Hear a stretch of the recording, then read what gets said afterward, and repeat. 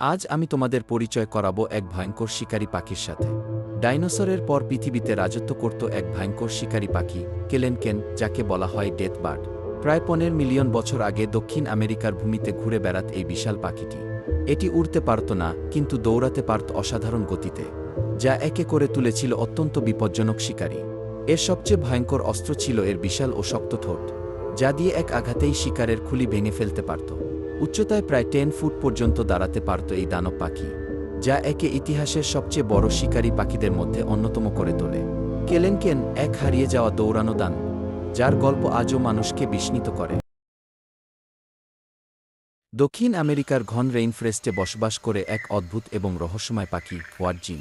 এর অদ্ভুত চেহারা, মাথার জুটি আর নীল মুখের জন্য একে অনেক সময় ডাইনোসর পাখি বলা হয়।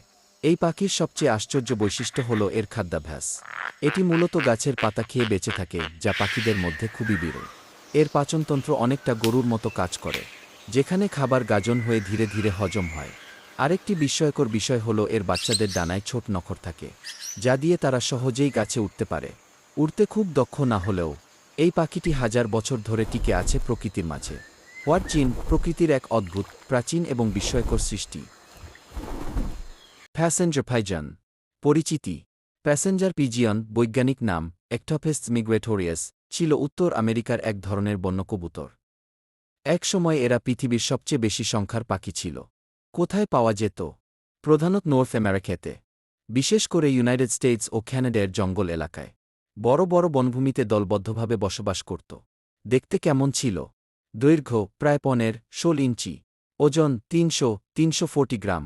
পুরুষ পাখি, বুক লালচে বাদামি, মাথা নীলধূসর। স্ত্রী পাখি, তুলনামূলক হালকা রঙের, লম্বা লেজ ছিল যা তাদের দ্রুত উড়তে সাহায্য করত। বিশেষ বৈশিষ্ট্য, এরা বিশ্বের সবচেয়ে বড় ঝাঁক ফ্লক তৈরি করত। এক একটা ঝাঁকে কোটি কোটি পাখি থাকত। আকাশ ঢেকে যেত, দিনে রাতের মতো অন্ধকার হয়ে যেত। গতি ঘণ্টায় প্রায় 100 কিমি পর্যন্ত উড়তে পারত। বিলুপ্তি, শেষ বন্য পাখি 1900 সালের দিকে। শেষ জীবিত পাখি মাথা মারা যায় 1914 সালে। স্থান সিনসিনাটি ইউ। একসময় এদের সংখ্যা ছিল 3 থেকে 5 বিলিয়ন, 300-500 কোটি। মাত্র 100 বছরের মধ্যে সম্পূর্ণ বিলুপ্ত হয়ে যায়।